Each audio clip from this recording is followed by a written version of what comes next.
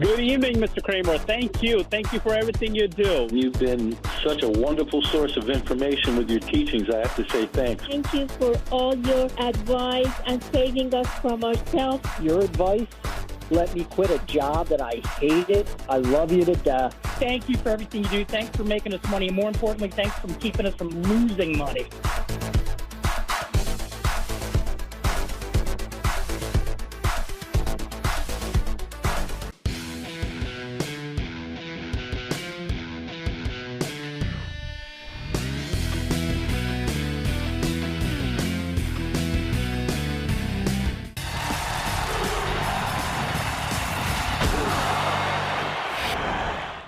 When I was living in my car in California, I had quite an affinity for the ponies. Loved horse races. Far turn, the home stretch, all riveting. But you know what? I don't like the horse races I cover now. No, I still like the thoroughbreds. Question to Saratoga 2 months ago. I'm talking about the endless horse race among Microsoft, Apple, and Nvidia. The race for the title of largest company on Earth. Who's in first with a $3.5 trillion market cap? Who's placing at $3.25 trillion and who's just showing at $3.1 trillion? Nor do I like comparing the net worth of Nvidia CEO Jensen Huang to the market cap of Intel or Boeing, because after all, why shouldn't he be worth that much? As Babe Ruth said when he was grilled about making 80 G's to President Hoover's 75,000, I know, but I had a better year than Hoover. Low bar. I know many of you think I'm drinking the Kool-Aid straight from Nvidia's water fountain, which is why I want to give you a refresher about why I believe in this one and why you shouldn't get so hung up on the magnitude of its market capitalization.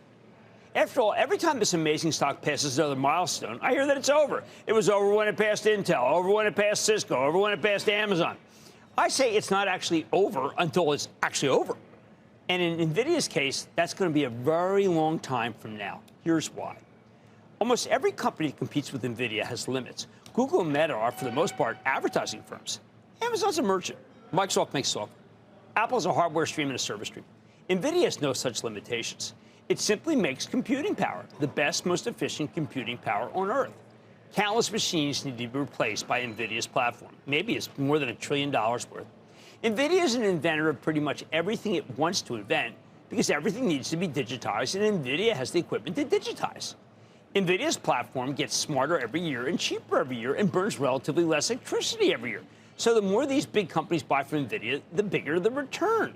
It's a deflationary machine with a great return on investment. Or think of it like this. You want driverless cars?